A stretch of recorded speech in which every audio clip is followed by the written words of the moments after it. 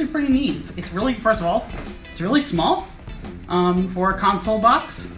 Not something you can carry with one hand and everything. It has a lot of these really neat pictures on the sides. And instructions, it actually has, if you look here, it has a list of all the parts. There are a lot of parts in the Switch compared to your normal game console. We're going to take a look in a second, but you have controllers, controller pieces, all kinds of stuff. So let's just get right to it and take a look. Okay. First off, actually, if you look right here, there are instructions on how to set it up. They're just really nice looking instructions. And it's really, again, this box is really well put together, which I think is neat. So first, let's take a look at this. This is the Switch. This is, I mean, they call it the Switch. This is where all the hardware is, and the processor, and where you put cartridges and everything. This is the console, when you really think about it, and everything else is just accessories. As you can see, it has, I believe it's a 6.2 inch screen. Port for headphones, port for cartridges, volume, power button, and on the bottom you have a USB Type-C charge port, and that's what it plugs into when it plugs into the dock. But also, if you were to just charge it, you can just use any USB-C charger. Oh, and also, actually the one interesting thing about it is the kickstand here.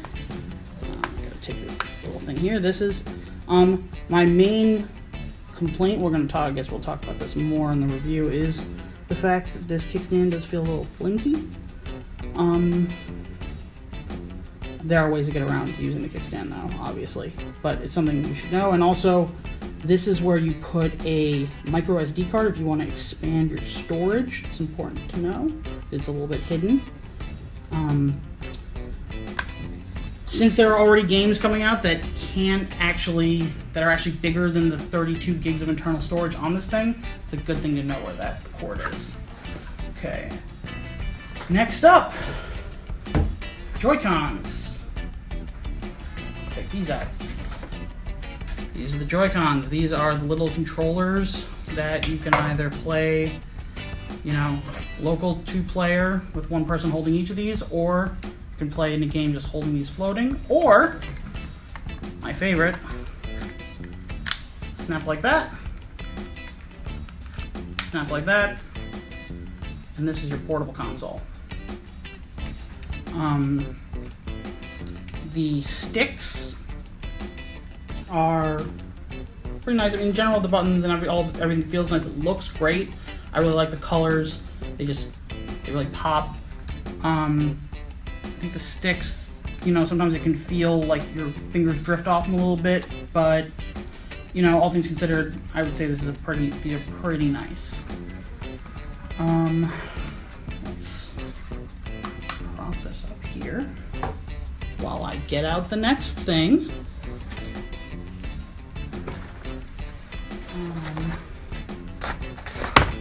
I guess the next thing we should look at is the dock, which is this guy. This is the thing that you plug your Switch into. I'm going to show you in a second. If you want to dock it onto and play on your TV. If you look in here, there's a USB-C male port that will click into the bottom of the dock. This thing is really just a piece of plastic that's just a hub for ports. There are 2 USB ports. This is actually probably the thing you might not have heard about. On the side here, I've heard reports that they may add compatibility with external storage, which is probably what you would use these for. Right now, I'm not really sure what you'd use an external USB port for. But then, here, in the back, flip this down, and you have the USB-C port for charging. You have another USB port, and you have an HDMI port for plugging into your TV. Very simple. and all the cords flow through this little thingy here. It makes for solid cord management, at least the best you can do with this little hollow piece of plastic. And now, again, for the coup de grace. I'm trying to do this backwards. I apologize if I do it poorly. There we go. And then, voila! And that's how you do it. And then you go back, you do it again, you take it out, and you're playing on the go again. Put it back. Again, while I go move on down, I'm having trouble getting this thing in here. Maybe because I'm doing it backwards. Yeah, that's much better. Again, put that over here while I get the next piece, which is Joy-Con grip. This is a holster for your Joy-Cons if you want to play a game on your TV and you have you want to use a normal feeling controller. Obviously it has these ergonomic grips here, hence the name.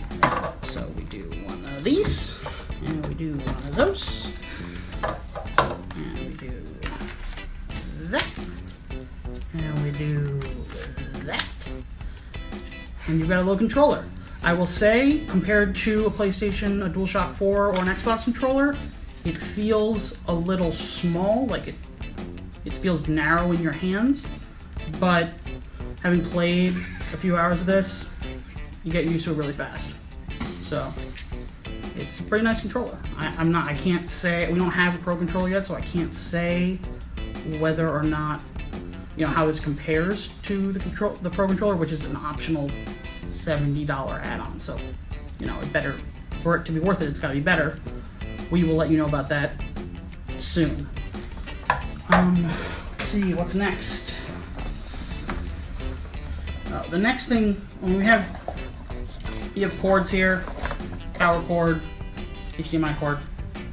Obviously, as you can see, we have opened and closed this many times before, so they don't look quite as nice as they will when you get your new Switch, but just so you know they're there.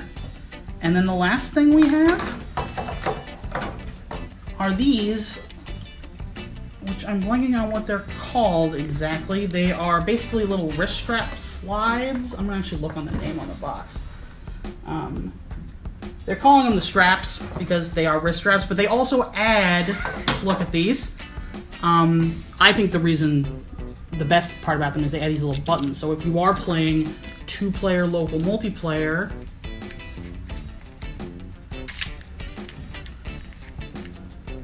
you get these extra buttons, which they feel a lot nicer than the buttons on the standard Joy-Con, and it gives it a little more size in your hand, which is nice. And I would say that is about it. There you have it. That's all the pieces of the Switch. At least these are all the pieces that you care about.